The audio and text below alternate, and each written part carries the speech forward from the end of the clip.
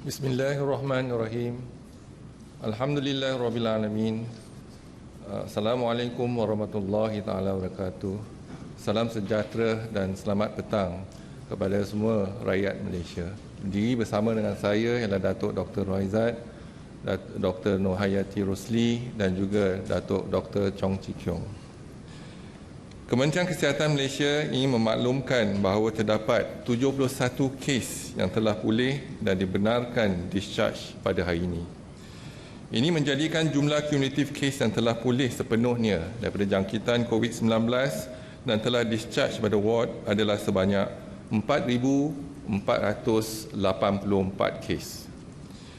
Iaitu bersamaan dengan 70.6% daripada jumlah keseluruhan kes. Sehingga 4 Mei 2020 jam 12 tengah hari, terdapat 55 kes baru yang telah dilaporkan. Ini menjadikan jumlah kes positif COVID-19 di Malaysia adalah sebanyak 6,353 kes. Oleh itu, jumlah kes aktif dengan kebolehjangkitan COVID-19 adalah 1,764 kes. Ingin dimaklumkan bahawa daripada 55 kes baru yang dilaporkan hari ini, 7 kes adalah kes import. Ini bermakna kes penularan tempatan adalah sebanyak 48 kes, di mana sebanyak 24 kes telah dikesan daripada kluster dan lokaliti di bawah Perintah Kawalan Pergerakan diperketatkan. Sehingga kini, seramai 28 kes positif COVID-19 sedang dirawat di unit rawatan rapi dan daripada jumlah tersebut, 13 kes memerlukan bantuan pernafasan. Daripada maklumat terkini yang dilaporkan ke CPRC Kebangsaan, dimaklumkan bahawa tiada kes kematian berkaitan dengan COVID-19 setakat ini.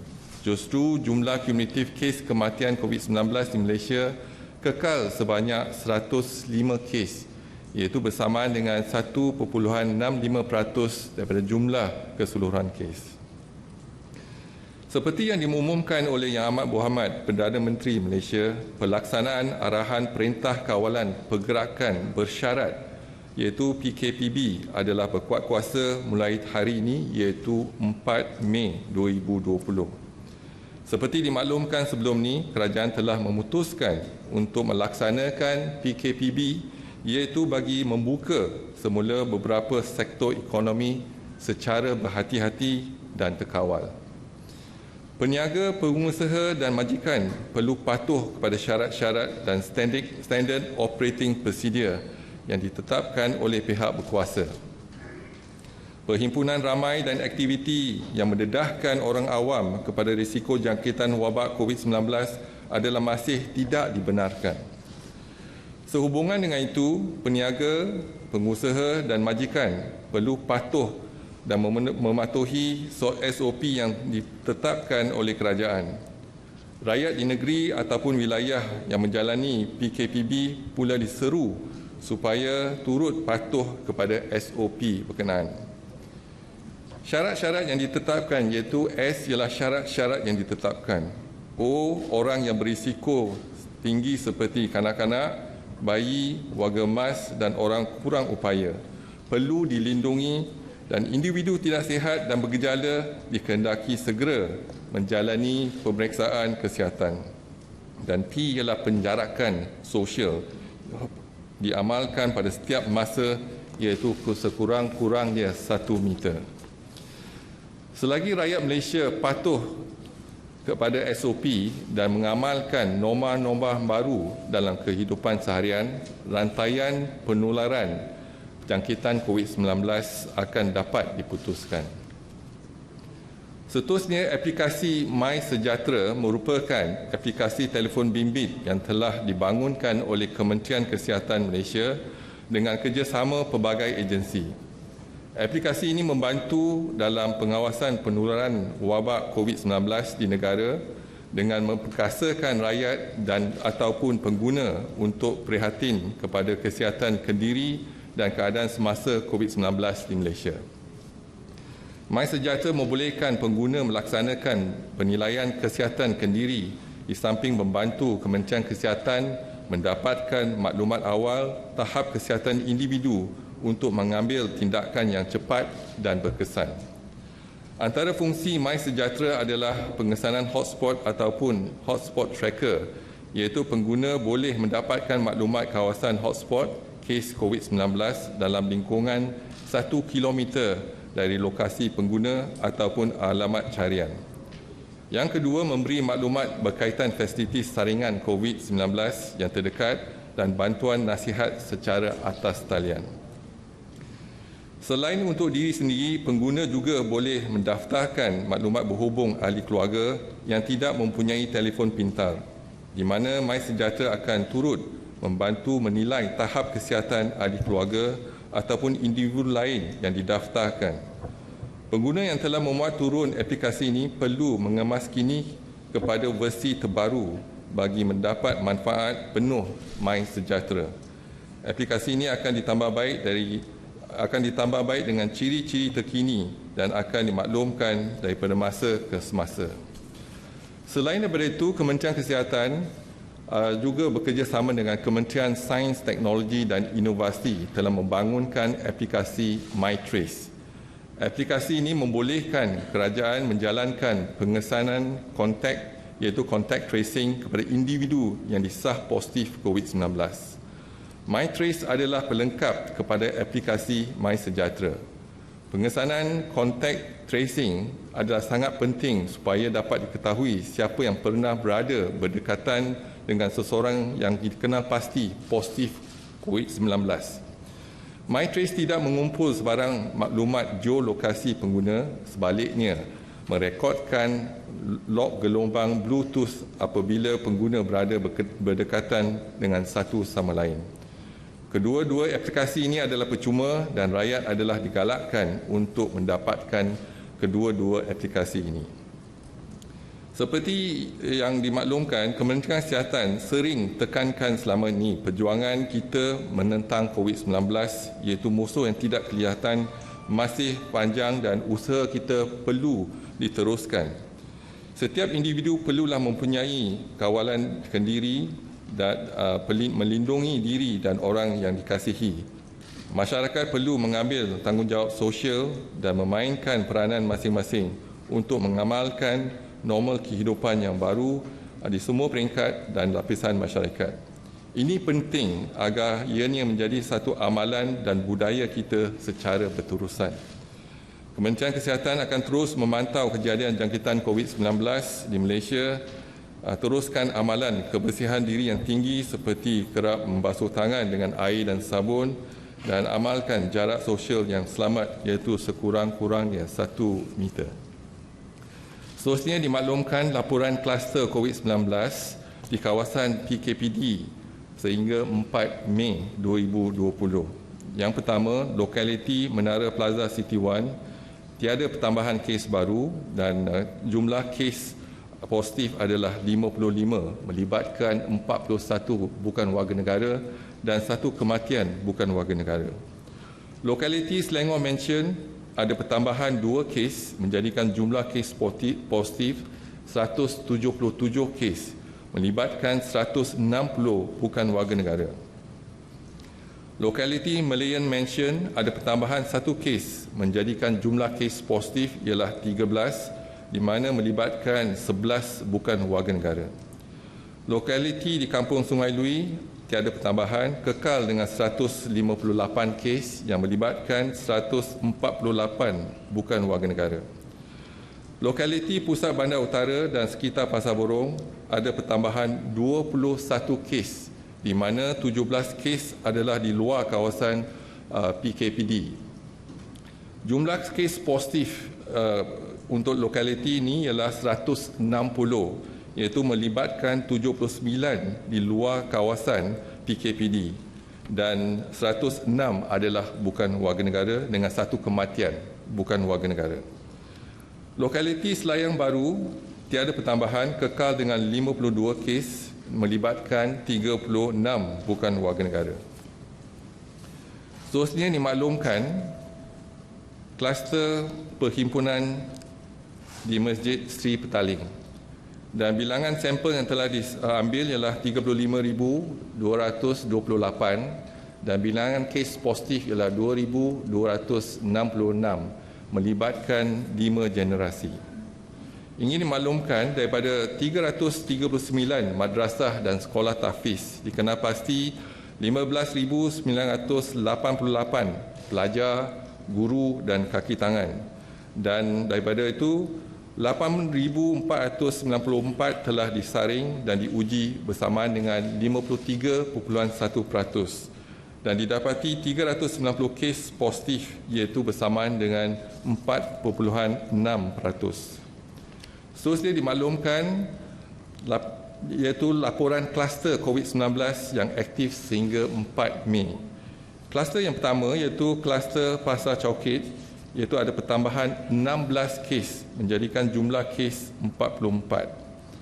Kluster yang kedua iaitu kluster Sendayan ada pertambahan 5 kes menjadikan jumlah kes 109. Kluster ketiga kluster Pesentren iaitu ada pertambahan 3 kes menjadikan jumlah keseluruhan ialah 222 kes.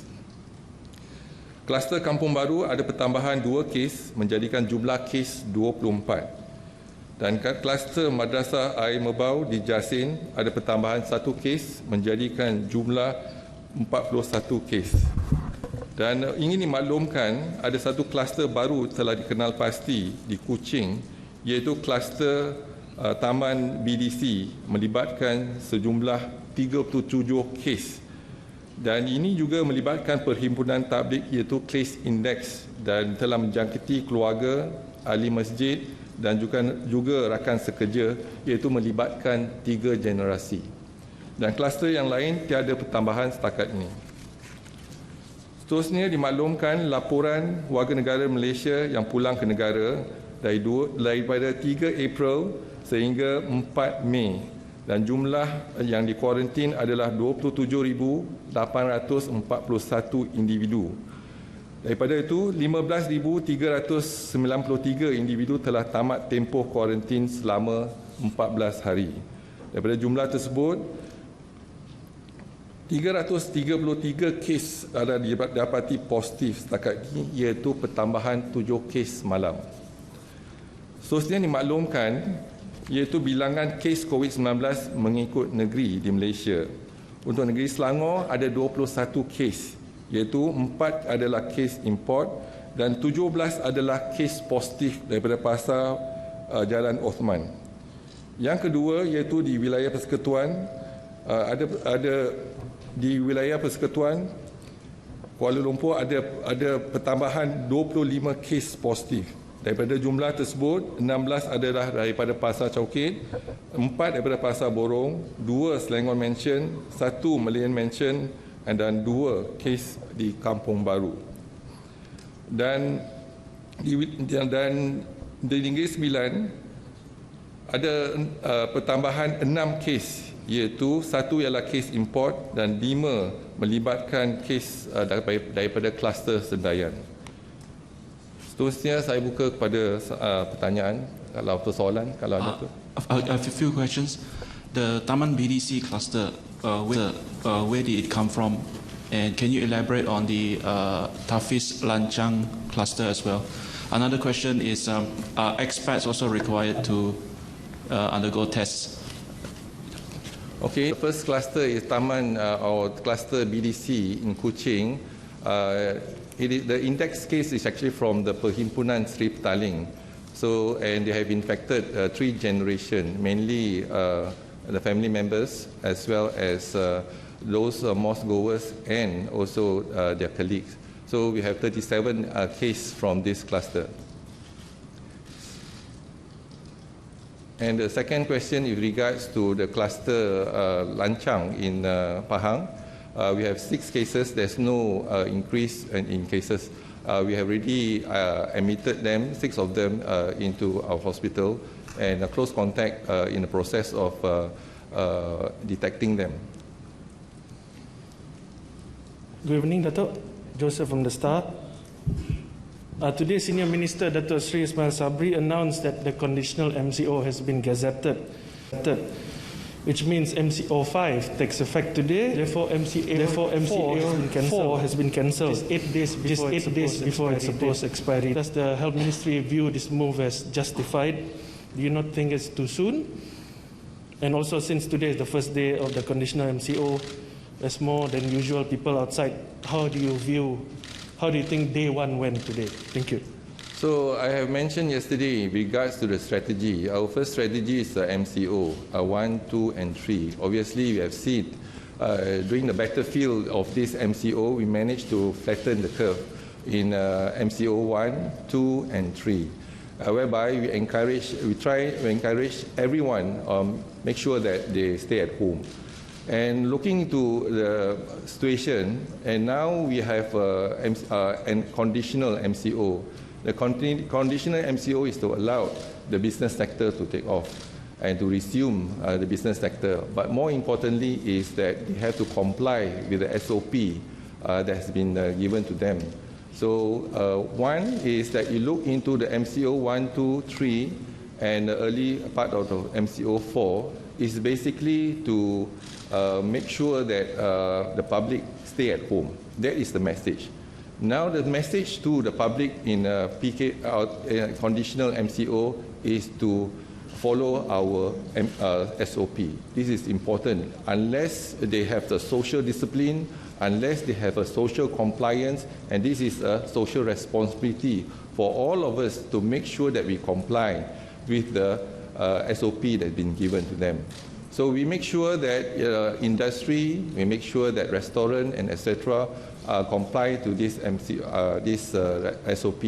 If they do not comply, then action can be taken under the Akta 342. So it's still a bit early for us to judge, but looking into the practice in other countries, for example, in Taiwan, Korea, they do not have the MCO in place. But what they did is basically they have the social discipline in place and to comply with the SOP. Now, I think the SOP is clear. That's I think we would like to urge all Malaysians to practice social distancing, put on a mask when you are in public, and make sure that you continue to wash your hand from time to time using water and soap or even a sanitizer. So again, our SOP is very clear for industry, for restaurant, and etc.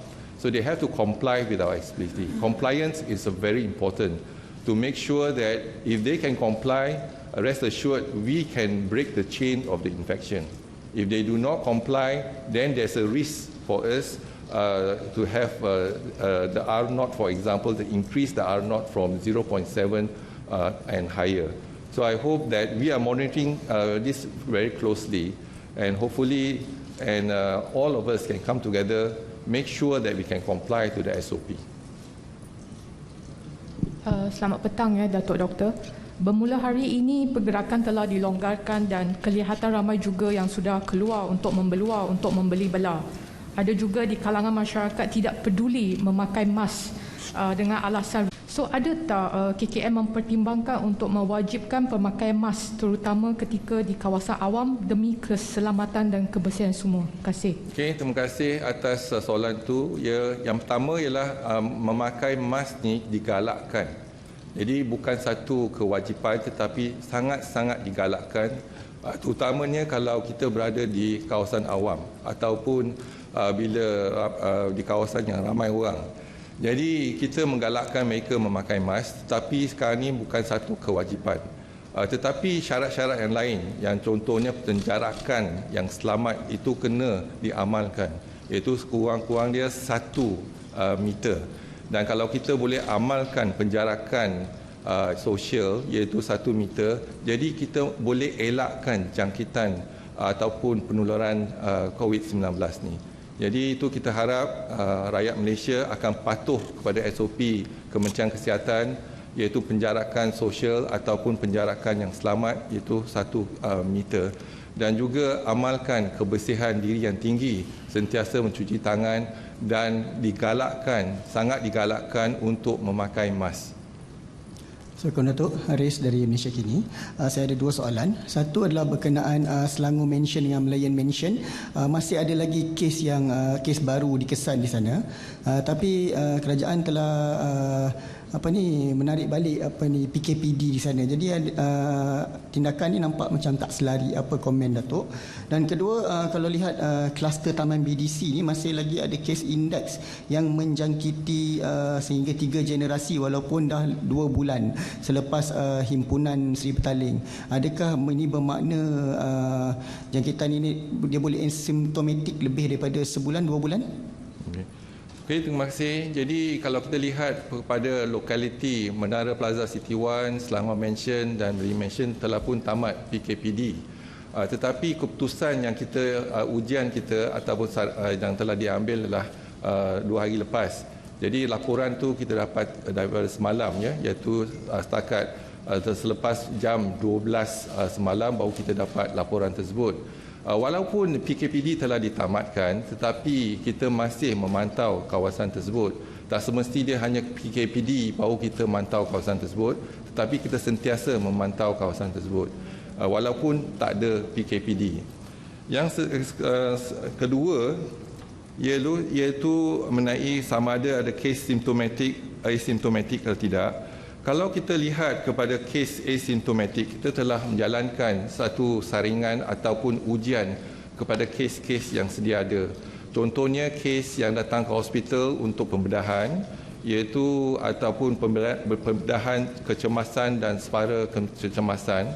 Dan kita telah saring 5,164 pesakit, iaitu pesakit dan asimptomatik yang tak ada gejala COVID-19, tak ada sejarah perjalanan dan sebagainya, tak ada kontak positif dengan mereka yang positif. Tapi yang positif yang dalam saringan kita atau ujian kita hanya 5 kes saja, iaitu lebih kurang 0.1%. Dan juga kita telah melihat saringan 5,433 kes di Selangor, dan kes yang positif dikesan ialah 10 kes, yang mana 8 kes ada asimptomatik dan 2 kes ialah simptomatik. Jadi kalau kita lihat 8 kes daripada 5,433 iaitu lebih kurang 0.1%. Jadi memang kalau kita lihat kes-kes asimptomatik memang ada, tetapi jumlah dia masih kecil. Dan apa yang pasti ialah kalau mereka ada gejala, terus datang ke hospital dan kita akan jalankan ujian dan sebagainya. Dan kalau kita lihat kes-kes asimptomatik, sama ada mereka boleh menjangkiti ataupun tidak. Mungkin kes-kes yang positif asimptomatik, jumlah ataupun kuantiti virus tersebut masih berkurangan dalam badan tu, jadi mungkin tak menjangkiti. Tetapi didapati iaitu sehari ataupun 2 hari sebelum mereka dapat gejala, masa itulah yang virus load di badan mereka tu tinggi dan boleh menjangkiti. Jadi kita kalau mereka yang ada gejala terus datang ke klinik ataupun hospital, boleh kita laksanakan saringan dan ujian untuk pastikan mereka bebas ataupun dikesan ada COVID-19 ni lah. Okay, Assalamualaikum Dr.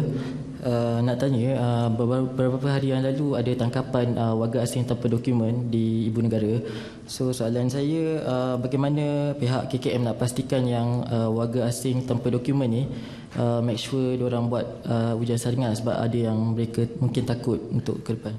Ya, jadi kalau kita lihat hari itu semasa kita menjalankan PKPD di kawasan tersebut, kita telah saring semua, sama ada warga negara, bukan warga negara, semua kita akan saring, sama ada dokumen ke tidak. Kawasan yang melibatkan PKPD telah kita saring, dan saringan kita dilaksanakan ada 2 ataupun 3 kali ya, untuk penghuni di kawasan tersebut. Dan kita pasti mereka yang telah kita asingkan iaitu 586 bukan warga negara dan juga tak ada dokumen, telah dikenal pasti bebas daripada jangkitan COVID-19, baru kita pindahkan mereka ke depo pusat tahanan. Okey, terima kasih. Sekian. Wassalamualaikum warahmatullahi wabarakatuh.